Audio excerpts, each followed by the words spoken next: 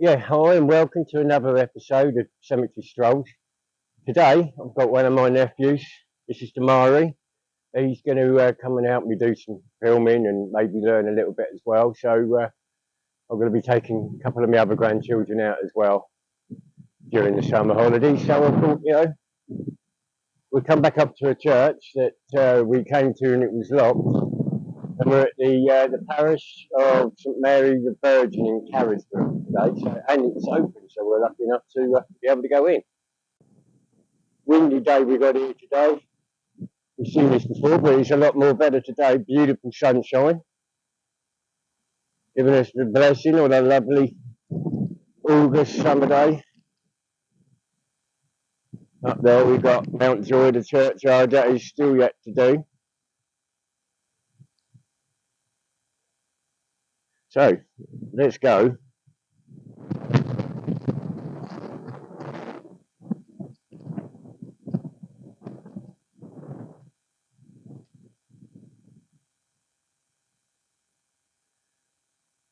Oh, we got a. I've never seen one of these. I've seen these before and several others. It is, isn't it? Yes. I've seen them off Dead Good Walks with Dan. I've seen him find a few of these, so to find one myself, I'm quite chuffed at. Stone coffin and lid. It was found below the alcove in the south wall. It would seem to be a coffin of the priest who erected the side chapel in about 1280. Actually, there's your royal pennant up the top. It's the first time I've actually seen one of these outside as well. This, in fact, is the hatchment of Queen Victoria. This is situated above the doorway before you enter the church. It was presented to the church by her youngest daughter, Princess Beatrice, who frequently worshipped here. So, have a look at the doorway arch.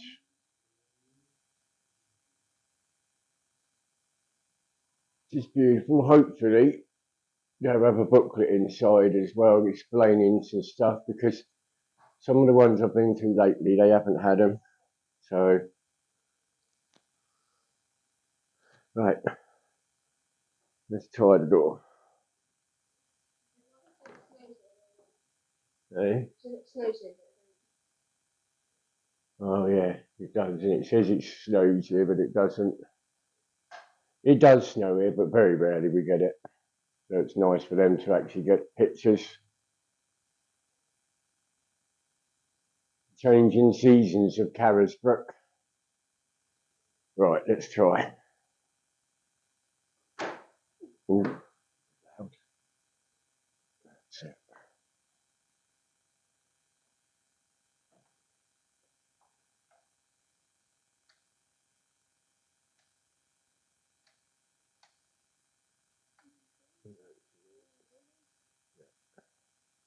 Right.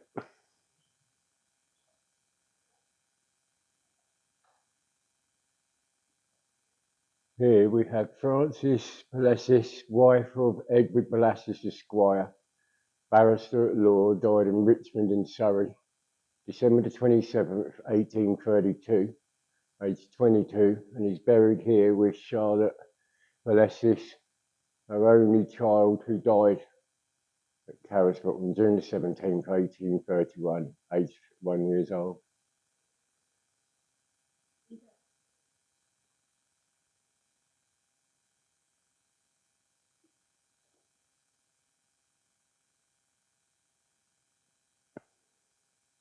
Some of the old pictures. This church, it really is old. I'll read some more later on a voiceover, but look at that window. Thomas, son of Thomas Atkinson, Esquire. And then there's that one behind the box. Hopefully, I can get it. It is James Haskell, born December the 6th, 1725, and died January the 10th, 1786.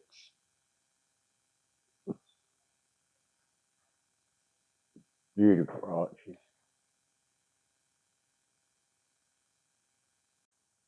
Here we got the font. That's a fine peak of a lid on that one. It's all wooden, obviously, as well. And then the font itself. Hopefully, I can find some information.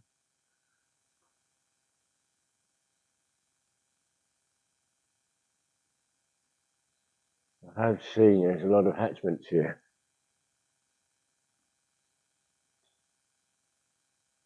Which we see on the wall at the moment. There's the organ pipes at the top. Hopefully, we get a better look. The organist plays up there.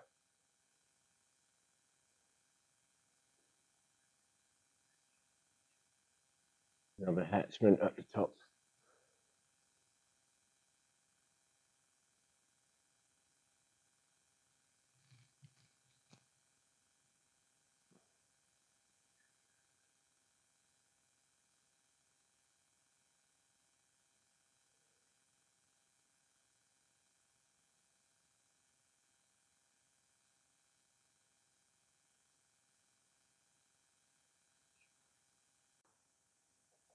In memory of Captain Hugh Mackintosh, late 16th Light Dragoons, and 101st Foot, died 1832, and his wife Elizabeth died 1858, who are buried in this churchyard also of their grandson, General Sir Henry Daly.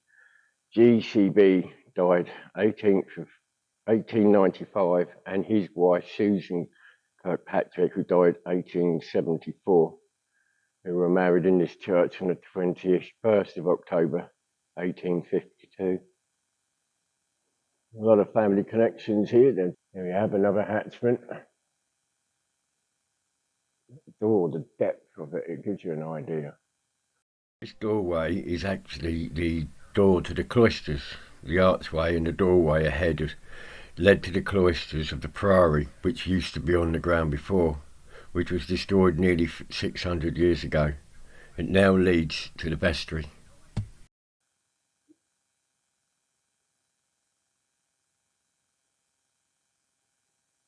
Some doorway, beautiful thick door. We've got all these monuments.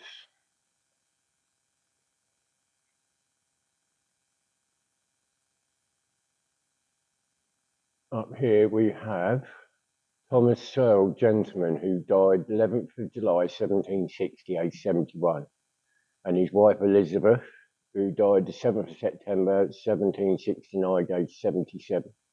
Also Mary Strolls, Spinster, I think that is, who died the 4th of May 1765, age 77.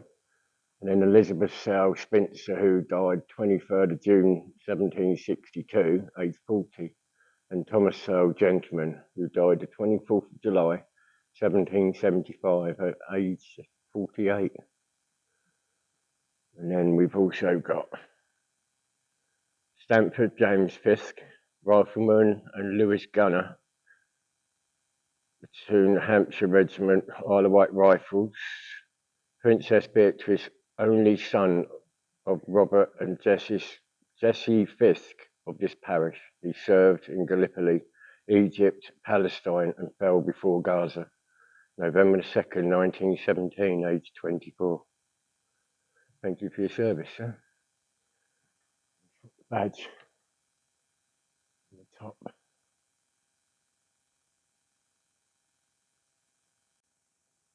I can't read the metal, the brass plaque underneath here. It's the lights on it, but it looks like another royal one. The Royal Arms of Queen Anne is the big one that we can see. It's hung in the church in 1704 by order of Parliament in order to emphasise the fact of the royal supremacy. They have been superimposed on those of James II and Charles II. Sure it is.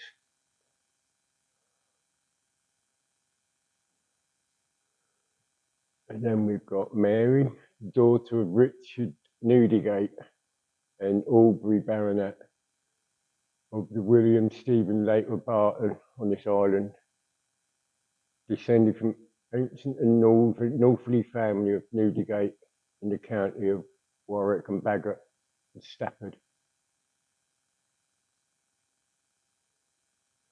Yeah, that all changes a little bit, I think, in and out of different lingo. So,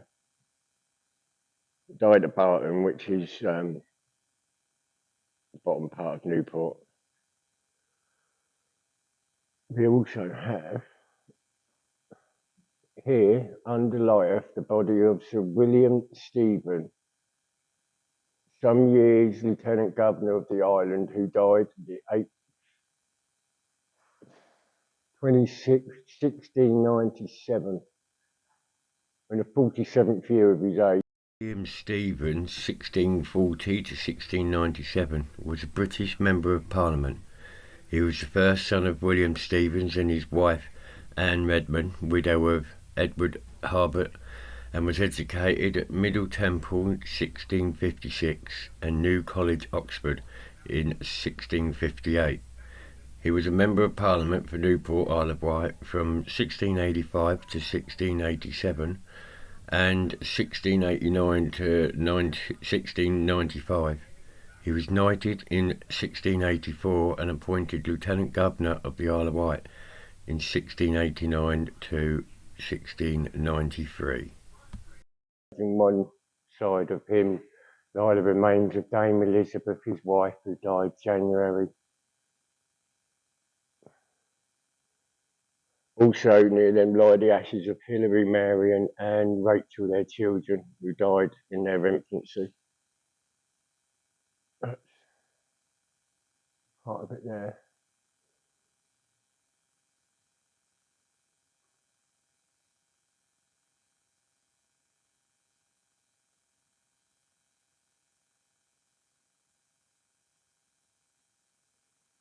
An affectionate remembrance of Edward Belcher James, M.A., Fellow of Queen's College, Oxford, 34 years Vicar of Carisbrooke with Norfolk, who died on the 22nd of August, which is actually tomorrow, 1892, age 73. So yeah, it's just literally coming up to his anniversary of his death. There's something there, but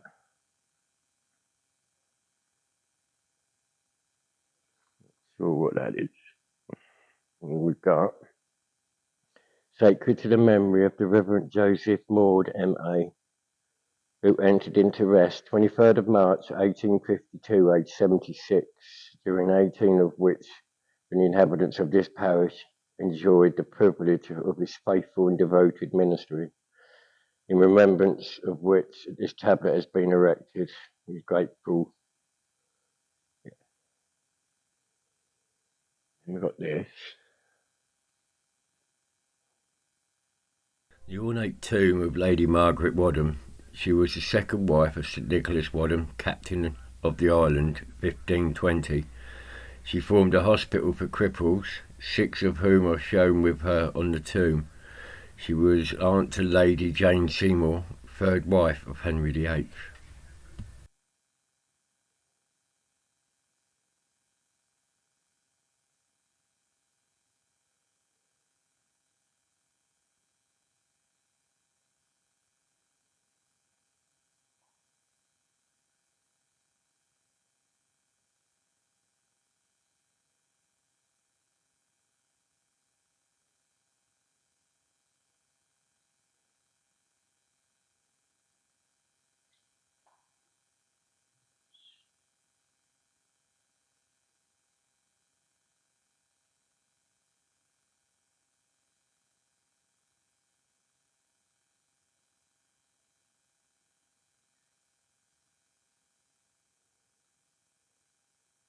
There's the church banner. Here lieth the body of right worthy William Keeling, Esquire, groom of the chamber to the sovereign King James, General for the... Captain William Keeling, 1577 to 1620, was an English sea captain employed by the English East India Company. He is known to have made 3 voyages to the East Indies between 1604 and 1617. The first of these was on a ship called Susan, in 1604, followed by voyages on the Red Dragon in 1607 to 1609 and 1615 to 1617. In 1609, while in command of the Red Dragon on a return voyage from the Banda Islands to England, Keeling discovered a group of islands in the Indian Ocean, which are named the Coco Keeling Islands in his honour. In September 1610, Keeling married Anne Broomfield. He finally left the sea in 1617 and based ashore. He became captain of Cowes Castle on the Isle of Wight, now the Royal Yacht Squadron, the groom of the chamber to King James I in October 1620. Keeling fell ill and died. He was buried at St Mary's Church in Carisbrooke, Isle of Wight, leaving 4 children, Edward, Grace, Anne, William, and a grieving widow, Anne Keeling. Erected an unusual modern monument to her husband, still in the church today. A copy of the ornate wooden monument is held by Australia Maritime Museum in Sydney, donated by a descendant, Mr Edwin Moore of Canberra. Per the Oxford Dictionary and National Biography, Keeling Williams, naval officer in the East Indian Company's unknown parentage. His date of birth was calculated from his supposed age of 42 at death. He was socially cut above the average sea captain. The James IV Bell Library, University of Minnesota, holds Keeling's journal for his third and last voyage during the period the 1st of January 1615, 6 weeks before leaving England, to 9th of June 1617.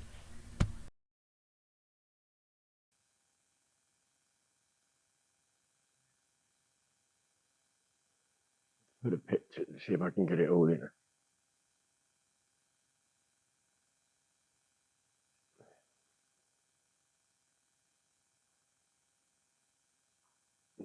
All the old beams.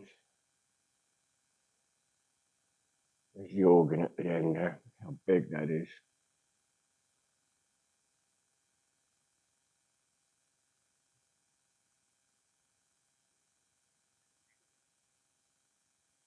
Mothers Union, St Mary's Carisbrooke.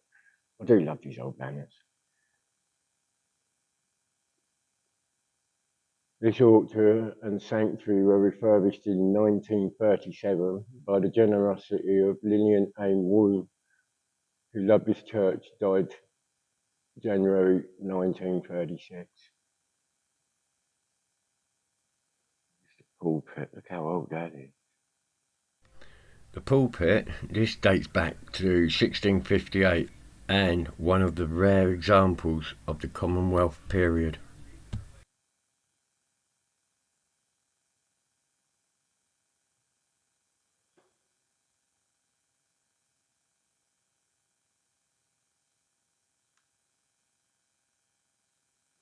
The statue of Madonna and Child by John Scoutrin was made in 1969.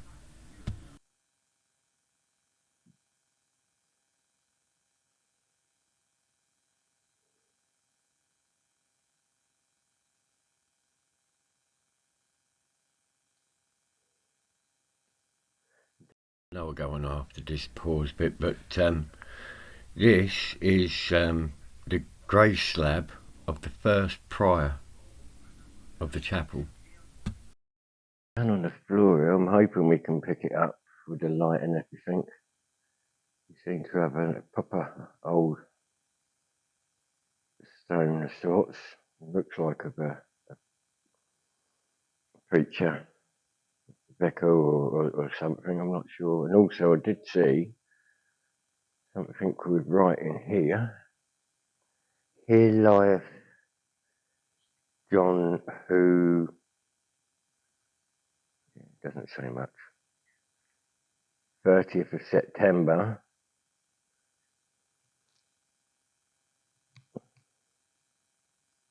Looks like 11/11.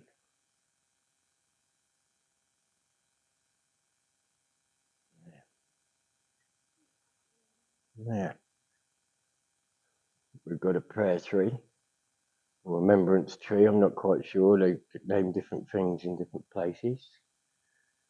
Here we've got to the sacred memory of Colonel William Sandler, late of the King's Own Regiment, who died at Carisbrooke, February the 26th, 1863, aged 71, and Constantina Emma, his wife, who died the 29th of November, 1874, aged 64. And then up here we have Colonel William Henry Denny, Clatterford in this parish, aide de camp to the Queen, Lieutenant Colonel of the 15th Prince Albert Regiment of Light Infantry and companion to the Bath. The same page of history which records the success of the British arms. William Henry Denny, 1789 to 1842, was a British Army officer who took part in the First Anglo-Afghan War of 1839 to 42. During the Anglo-Indian occupation of Kabul in 1840, he was sent with a small force against the army of Dost Muhammad Khan, 1793 to 1863, the former Afghan Emir, whom the British had overthrown, which he defeated in an engagement at Bannerman on September the 18th. Denny later succeeded to the command of Sir Robert Sale when Sale was wounded in action against Afghan insurgents in October 1841.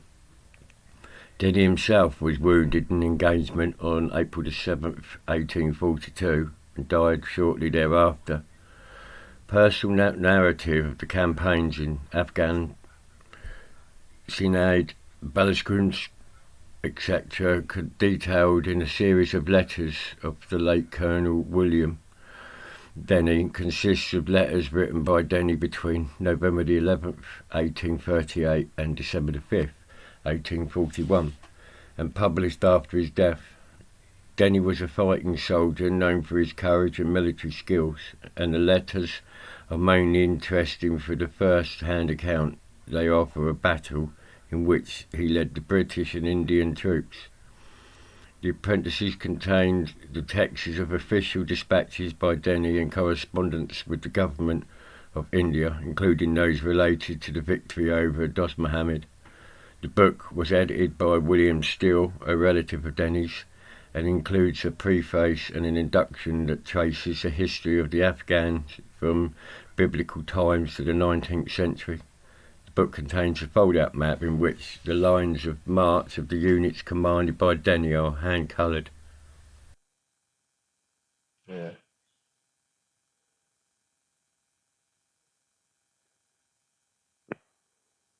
Some more plaques. So this place is full of some beautiful plaques.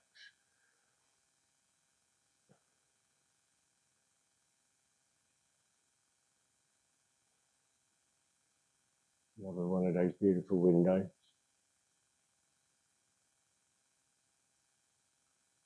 Sacred memories, Spencer Horsey de Horsey, Esquire, formerly of Great Glenman, County Suffolk, born September the 2nd, 1790, and died May the 20th, 1860. Lady Louisa Hornsby,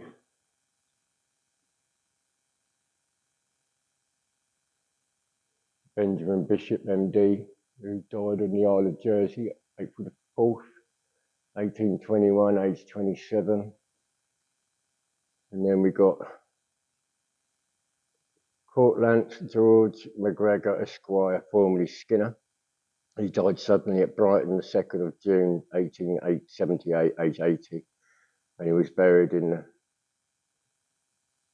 the cemetery. Also, Christina, wife of the above, also died at Carisbrooke House, 21st of April, 1878, 72. And then we've got Georgina Elizabeth Kilderby, who died July the 4th, 1858, aged 59 years, and was buried in the family vault in this churchyard, of whom we may seek for also her sister Caroline Kildare, likewise buried in the family vault. I love the arch on the ceiling as well compared to the other side. The ceilings, in fact, was originally mud and wattle, but was replaced in 1908 with a split chestnut boarding. Brothers and sisters, don't forget to like, subscribe and share. Keep on strolling. Right, I think that's it for this one. We've done a good job searching through here. Beautiful, I'm glad I got in. Plenty of monuments, very old indeed. This here is actually the parish chest, and it dates back to 1600. So, where's the light switches? Oh, here they are. I'll turn the lights off again.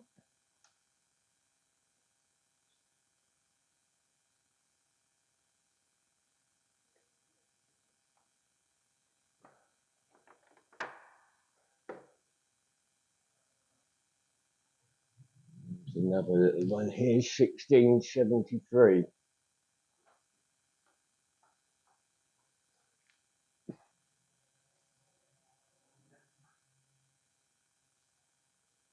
Right down here as well, but can't see it.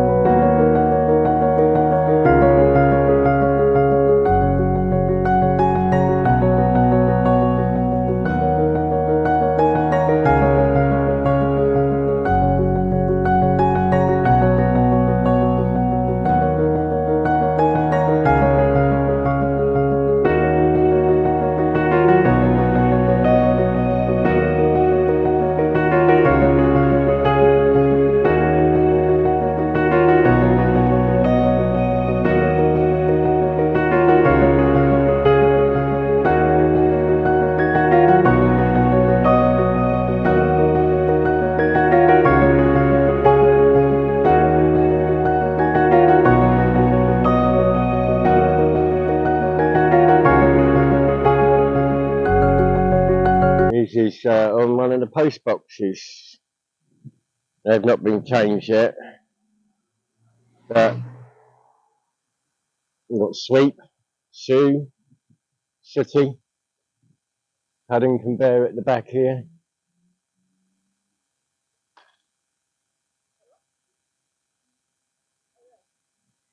Is there anything else from the back? What we got?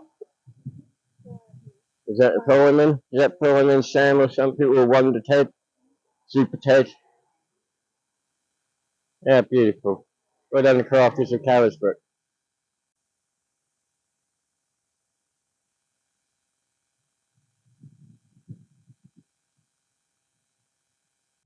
Just at the top of Newport town, coming down from Carisbrooke, and we discovered this. It's a poppy on the ground.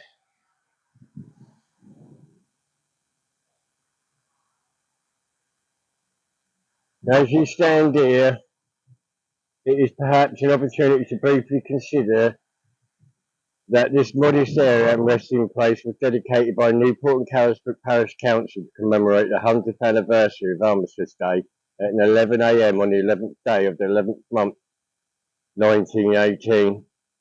That finally saw to the end of the hostilities in the conflict known as the Great War. This momentous struggle over the period of more than 4 years cost millions of lives on land and sea and in the air, and had an unimaginable impact on every town and village in the country.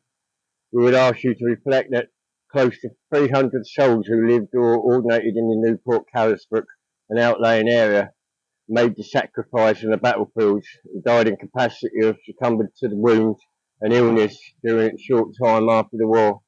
They never returned home, but should always be remembered. Now this here, we go to this bit in a bit down the town. This is where the annual Armistice Day every year is held in Newport. It's always here. In Wiltshire, I think they have one up here as well. So mostly at Evermore Monument. And then they've also got one of these glorious seats. They're all over the island to remember.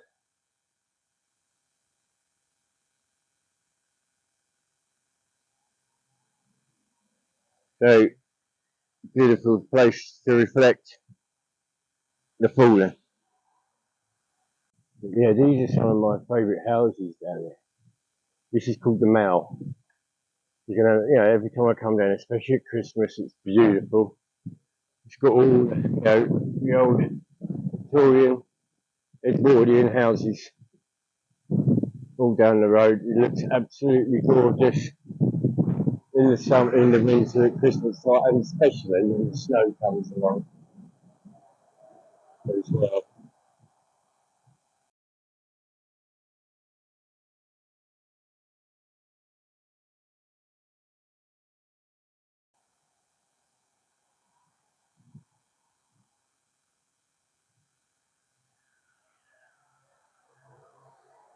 I don't want to obviously point at people's houses because some of these are still houses, some are businesses. So beautiful there. The balcony. That's what I was trying to think.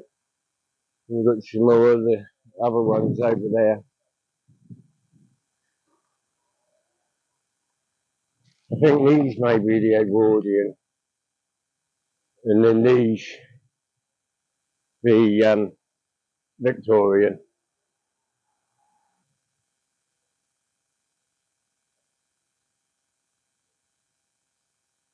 That one's beautiful. They're all nice and painted as well.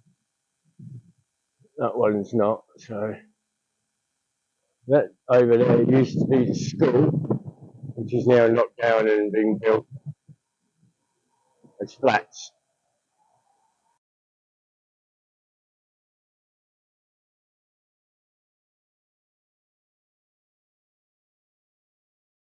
Social housing, as well as them. And we've got the Crispin pub, one of the oldest pubs in the town. The actual oldest one, if I'm correct. We're just going to pass in a minute anyway, but they're quite close to each other. But yeah, that's the Crispin.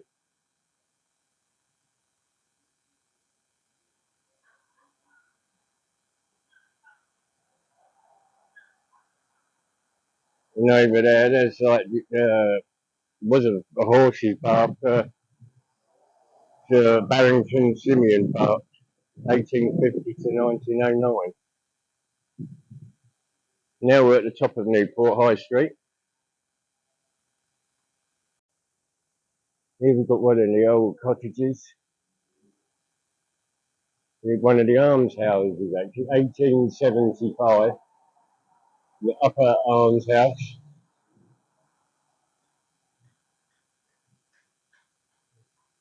Small place, but it's literally still there at the top of the town.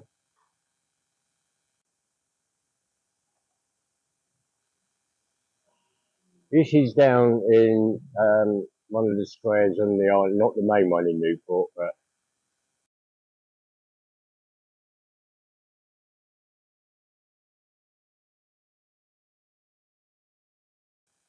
This is like the crossroads to the junction to the traffic lights.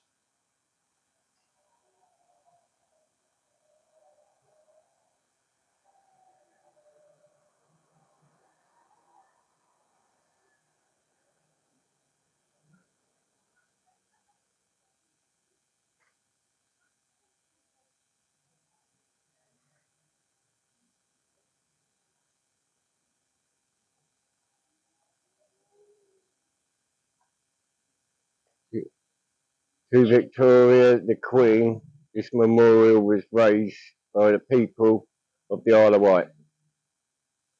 So this is obviously a monument then to Queen Victoria when she passed.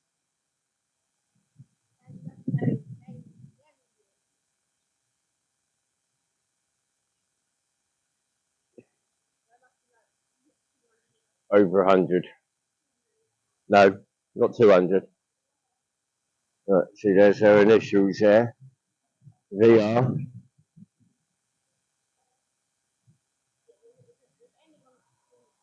Yeah, that's it. And there's one of the old buildings in Newport, St James's Square. That's where we are, St James's Square.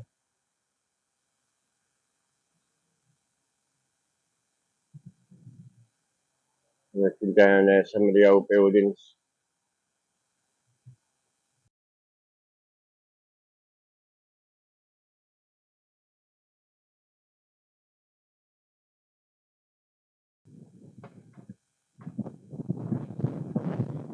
Newport. It's not open. I tried to have a look and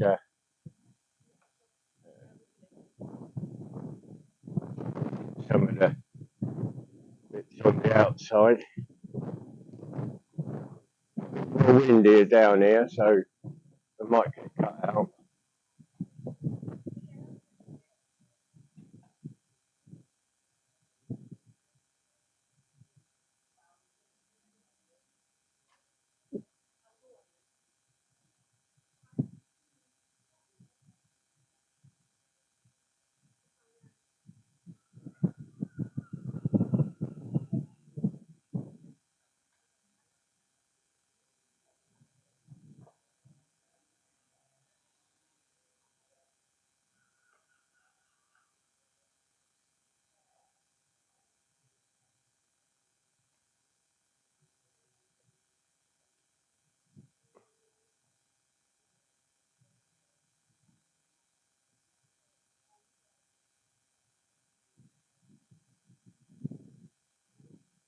That clock was redone in 2008.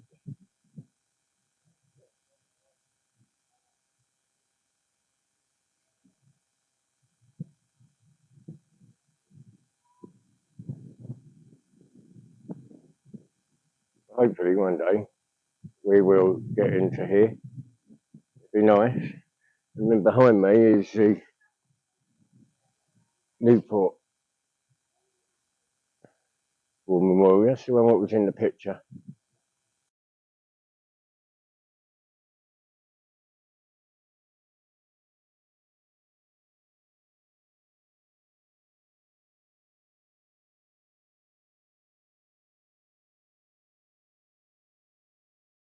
Up the road.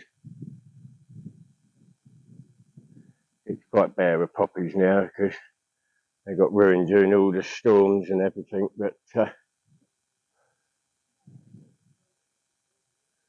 some of the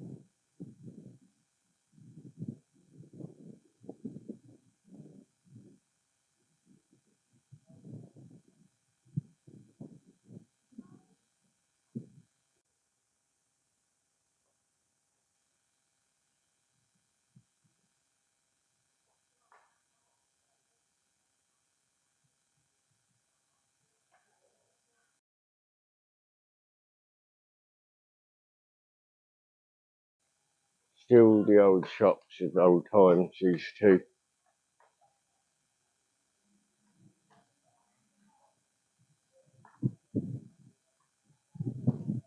This here used to be the main guild hall.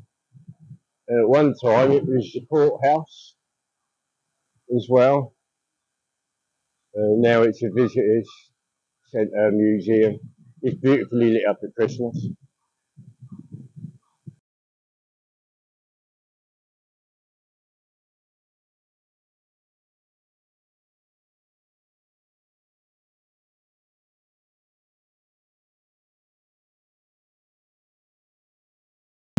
But yeah, it's not really being served with the purpose now that it was there for. Even the museum's shut and we're at peak time in the summer holiday. So yeah, I'm not quite sure what that's all about. We're just coming around from the corner to this special place. I love this place. This is called Watchbell Lane. It's only a small lane, but it's old. It's absolutely beautiful. It's got the tiny little shops inside of it.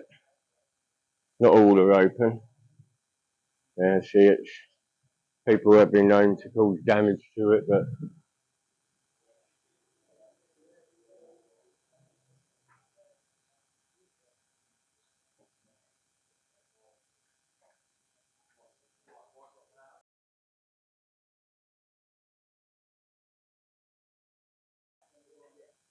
it's joining the buildings together. Quaint little shops.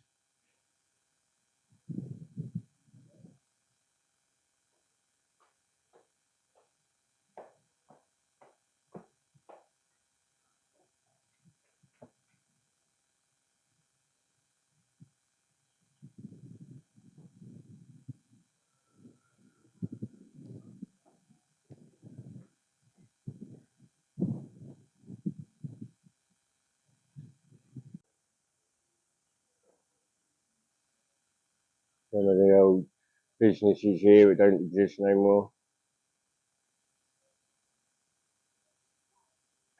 Church at the top over the back there. Some more of the beautiful old buildings.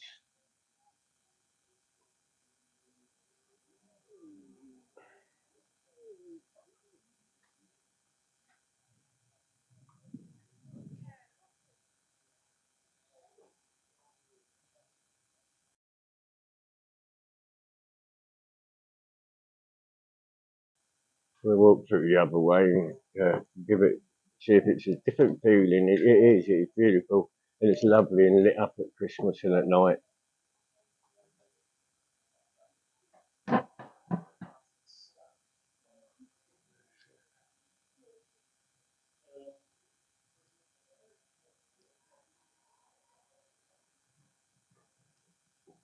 So that would have been one of the old gas lamps up there.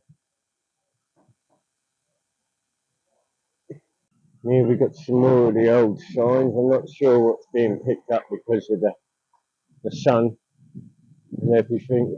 Then it's limited. See if I can find some pictures to show what it looked like at the time.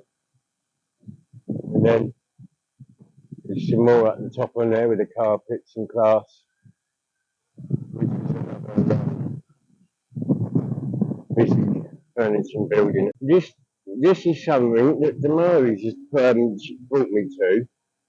This is through the era of the Isle of Wight. So we've got Richard de Revere's 1100.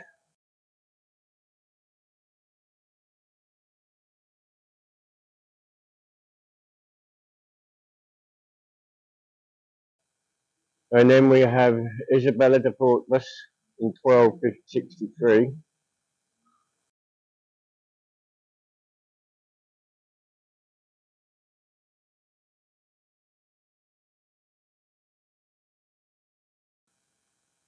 And Peter de Hainaut in 1377.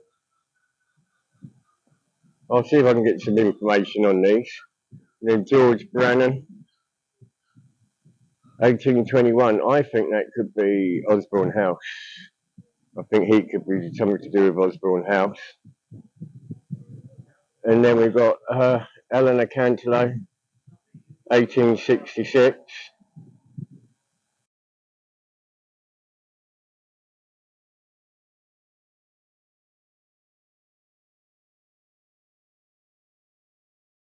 Then John Mill, obviously we've seen John Mill's grave in Newport.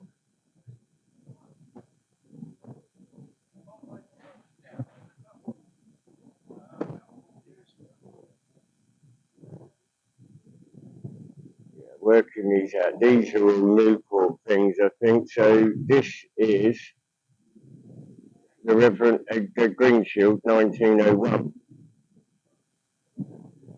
Like I said, I'll get some info on them.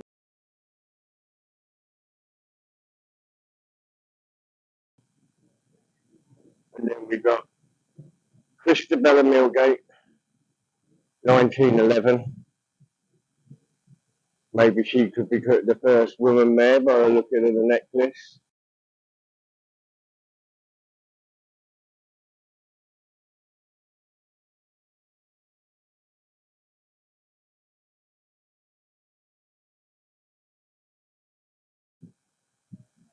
And then Notable Newport, 2020. That's brilliant. Well done, mate. Oh, look, we've got a guitar here. I'm not sure whether that's a monument for somebody, but that's beautiful. I know we used to have a busker down this way. Hopefully he's not passed, but he could have passed, and somebody's put there as a monument to him. So.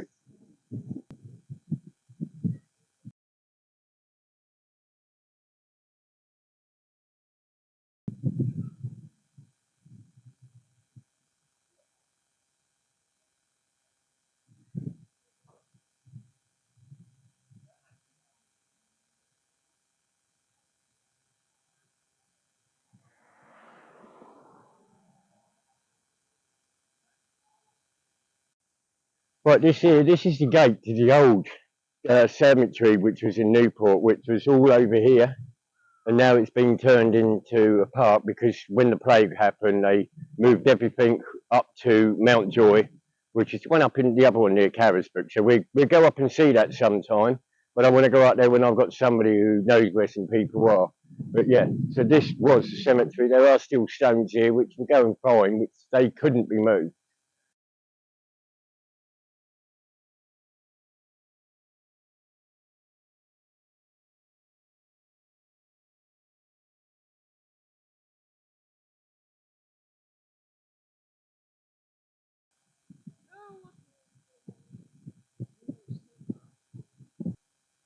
Yeah, so we got the Queen Elizabeth II Field Friends in Trust for her Diamond Jubilee 2012. There's monument, like I say, we found other monuments all over the places on the island for Diamond, but we haven't seen much for the last one before she passed. And then over here we still have two gravestones. I think this is a park. People play football here, but I don't know if we're going to try and get it at some sort of angle because the sun is beating us now. So we've got in memory of John Hamilton Reynolds, November the 15th, 1859, age 58. A friend of the Keats. Keats was a poet, which there's a few things I should be doing on him when I come back, go down south side of the island. Yeah, Keats was massive over who did a lot of his work. And then down this way we have another.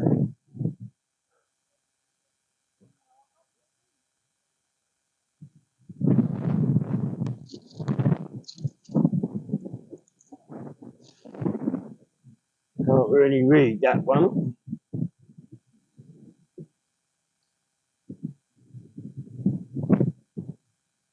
That's 1790 something.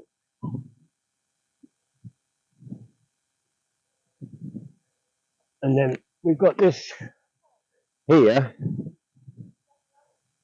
This is to the memory of Valentine Gray.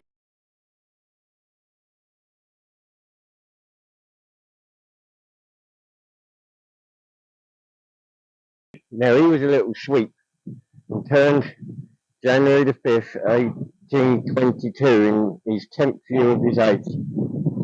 Because the chimney sweeps in those days, they were boys, they were kids, they were up there, up the chimneys obviously to clean them because they were small.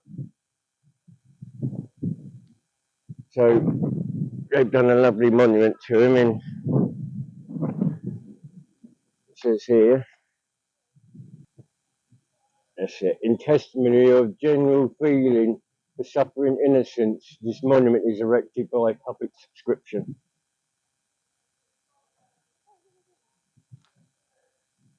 And then at the back, it's got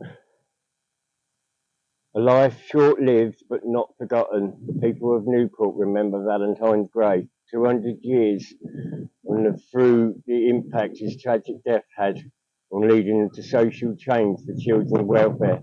1822, 2022. So Valentine's still remembered by the town, by its people,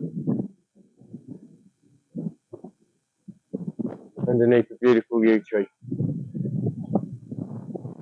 So we've got the library as well, and then the park goes all the way back up to there, as you can see.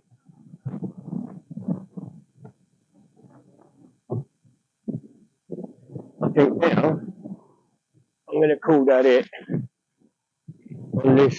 I'm going to call that Strolling with SK because it's a bit of church as well as houses and properties and such. So I'm going to thank you very much for your support.